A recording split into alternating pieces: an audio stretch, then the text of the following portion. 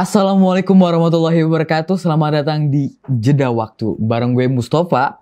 Gue nggak ada bosan-bosannya ngasih tahu lu semua kalau ini adalah sebuah program yang akan ngebahas seputar tema-tema hangat dan santai. Tentunya untuk menemani kalian semua di waktu istirahat. Nah, dan malam ini kita bakal ngebahas tentang air, tapi bukan sembarang air biasa. Bukan air yang buat dicup. Ini bahaya jadi belum sorry. Di malam ini kita akan ngebahas tentang air, tapi bukan air biasa. Ini adalah air yang tercipta dari doa, dari keyakinan, dari cinta seorang ibu kepada anaknya, yakni air Zam-Zam. Buat kalian nih yang belum tahu, ini adalah air dari langit untuk hati yang haus. Oke, sebelum kita mulai jangan lupa tekan tombol subscribe di bawah dan aktifin loncengnya biar lu semua gak ketinggalan. Pokoknya kalian duduk yang nyaman, rebahan, chill, santai, tenangin pikiran dan kita mulai jeda waktunya sekarang. Bumper.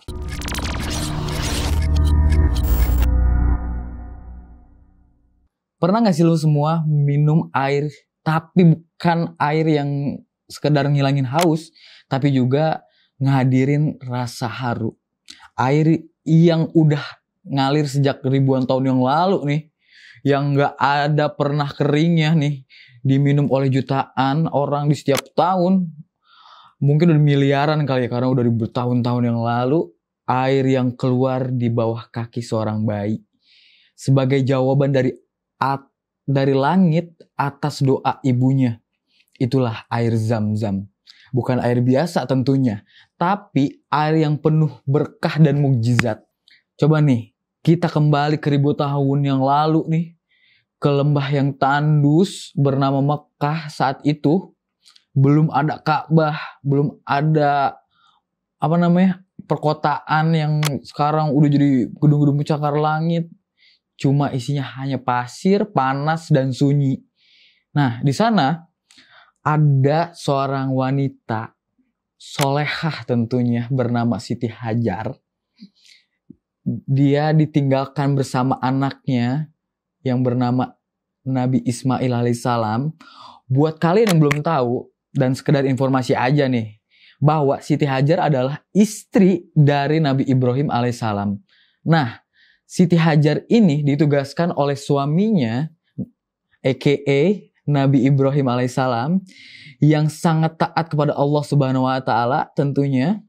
Coba bayangin, Siti Hajar sendirian, tanpa makanan, tanpa air, dan di tengah padang pasir.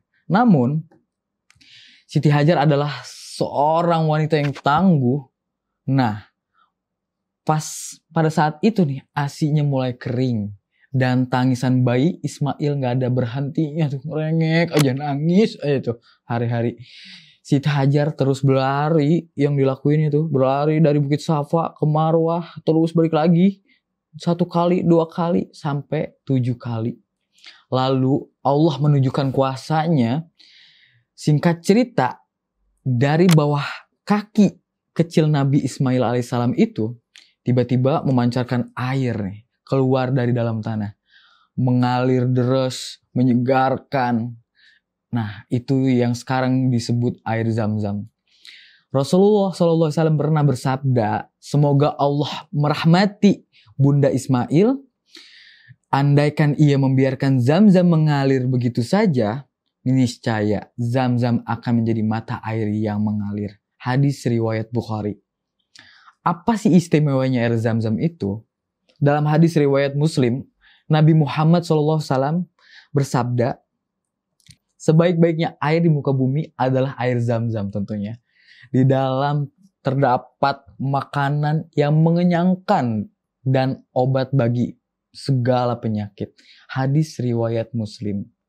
Bahkan dalam hadis lain dijelaskan, air Zam-Zam tergantung pada niat orang yang meminumnya. Hadis riwayat Ibnu Majah. Artinya kalau lu semua minum dengan niat kesembuhan, maka air Zam-Zam itu bisa jadi obat tuh. Kalau lu niatnya untuk ilmu, kekuatan, keberkahan, maka air ini bisa jadi jalan untuk itu. Air Zam-Zam bukan cuma sekedar air biasa, tapi dia adalah simbol pengorbanan dari seorang ibu, simbol tawakal kepada Allah Subhanahu wa taala, simbol bahwa Allah tidak akan pernah meninggalkan hambanya yang percaya. Dalam Al-Quran, kisah ini tidak disebut secara tertulis dengan nama Zam-Zam, tapi Allah mengabadikan perjalanan Ibrahim dan keluarganya dalam banyak ayat. Salah satunya, ya Tuhan kami, sesungguhnya aku telah menempatkan sebagian keturunanku di lembah yang tidak mempunyai tanam-tanaman di dekat rumahmu, yaitu Baitullah yang dihormati. Quran Surat Ibrahim ayat 37. Nih coba lu perhatiin baik-baik. Nabi Ibrahim alaihissalam nyebut tempat itu tanpa tanaman loh. Tapi justru jadi tempat itulah pancarkan sumber kehidupan yang gak pernah kering. Sekarang kalau kalian pergi ke Mekah dan minum air Zam-Zam, kamu sedang meneguk sejarah, meneguk doa, meneguk keajaiban dari langit. Dan setiap kali meneguknya, jangan lupa berdoa. Karena Rasulullah SAW juga ketika minum itu sambil berdoa juga. Sebelum minum tuh berdoa dulu, minum Zam-Zam. Nah beliau berdoa, ya Allah sesungguhnya aku memohon kepadamu ilmu yang bermanfaat, rezeki yang luas, dan kesembuhan dari segala penyakit. Hadis riwayat Al-Hakim. Mungkin kalian semua lagi haus nih. Tapi bukan haus karena kurang air, tapi haus karena kehilangan arah. Wow. Haus karena terlalu lelah dengan dunia. Ingatlah, di tengah padang tandus pun Allah bisa mengeluarkan air kehidupan. Dari bawah kaki bayi pun bisa lahir mujizat besar. Jadi, jangan pernah ragu atas rahmatnya. Air Zam-Zam adalah bukti bahwa Allah Maha mendengar dan Maha menolong. Itu tadi adalah kisah tentang air Zam-Zam. Air yang bukan cuma menghilangkan haus, dahaga nih, haus. Tapi juga jadi pengingat akan cinta, doa, kuasa Allah yang tak terbatas. Semoga video kali ini kita gak cuma merasa tenang, tapi juga ngerasa lebih dekat dengannya. Karena kadang-kadang nih yang kita butuhin bukan cuma sekedar istirahat, tapi juga jeda untuk hati dan jiwa. Asik gak tuh?